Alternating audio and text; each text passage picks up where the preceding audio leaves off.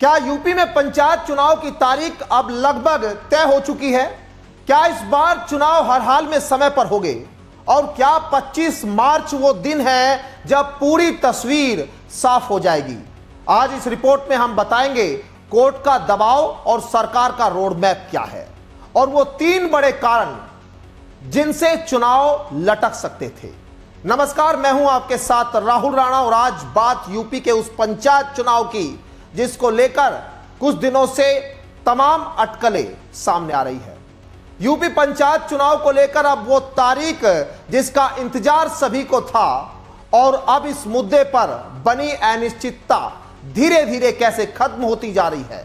दोस्तों, आप जानते हैं इलाहाबाद हाईकोर्ट ने इस मामले में सख्त रुख अपनाते हुए राज्य चुनाव आयोग से साफ जवाब मांग लिया है कि क्या वह तय संवैधानिक समय सीमा के भीतर चुनाव करा पाएगा या नहीं। यह वो सवाल था जिसका जवाब और इस सवाल का इंतजार भी सभी को है। लेकिन इस पूरी कहानी का सबसे अहम दिन है 25 मार्च, क्योंकि इसी दिन हाईकोर्ट ने अगली सुनवाई होनी तय की है और माना जा रहा है कि यहीं पर सरकार और राज्य चुनाव आयोग को अपना पूरा रोड मैप कोर्ट के सामने रखना होगा।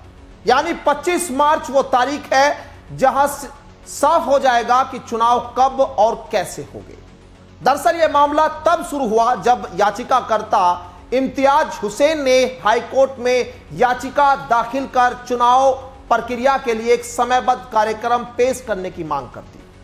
कोर्ट ने संविधान के अनुच्छेद 243(ई) का हवाला देते हुए साफ कहा कि पंचायत का कार्यकाल 5 साल से ज्यादा नहीं बढ़ा जा सकता।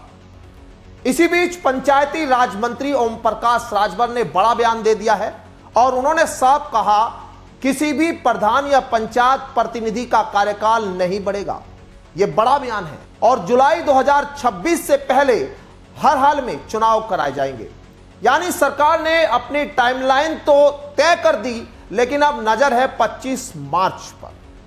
चुनाव में देरी के 3 कारण जो अब तस्वीर को बदल सकते हैं वो भी एक बात जान लीजिए।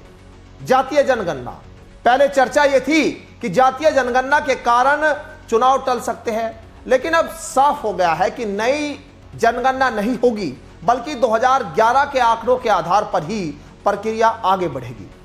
दूसरी बात मकान गणना की भी है। ग्रामीण क्षेत्रों में मकानों और आबादी का डेटा तैयार करना जरूरी होता है। यह प्रक्रिया समय लेती है और चुनाव को प्रभावित कर सकती थी। आरक्षण तय होना सबसे बड़ी जो मुख्य समस्या सामने आ रही थी। सबसे बड़ा मुद्दा यह आरक्षण का ही था जो लगातार उठ रहा था कि सरकार आरक्षण को लेकर कैसे आगे बढ़ेगी। सरकार ने कहा है कि पिछड़ा वर्ग आयोग का गठन किया जाएगा और उसकी रिपोर्ट के आधार पर सीटों का आरक्षण तय होगा। रिपोर्ट आते ही चुनाव कार्यक्रम घोषित किया जाएगा। उधर जमीनी स्तर पर भी तैयारियां तेज हो चुकी है।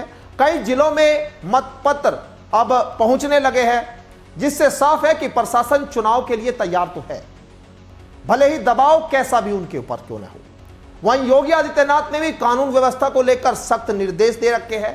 त्योहारों के दौरान शांति बनाए रखने और किसी भी अराजकता पर कड़ी कार्रवाई की बात यहां की जा रही है। अब सबसे बड़ा सवाल यही है, क्या 25 मार्च के बाद यूपी पंचायत चुनाव की पूरी तस्वीर साफ हो जाएगी? क्या सरकार कोर्ट में अपना पूरा प्लान अब रखने वाली है या फिर कोई नया मोड़ इस चुनाव में और दिलचस्प बनाने के लिए सामने आएगा? आप सबकी नजरें अब इसी पर टिकी हुई है, 25 मार्च की सुनवाई क्या होगी। लेकिन आप क्या सोचते हैं इस चुनाव को लेकर? समय पर होंगे या टलेंगे? आप जरूर कमेंट बॉक्स में बताइए। फिलहाल मुझे दीजिए इजाजत। नमस्कार।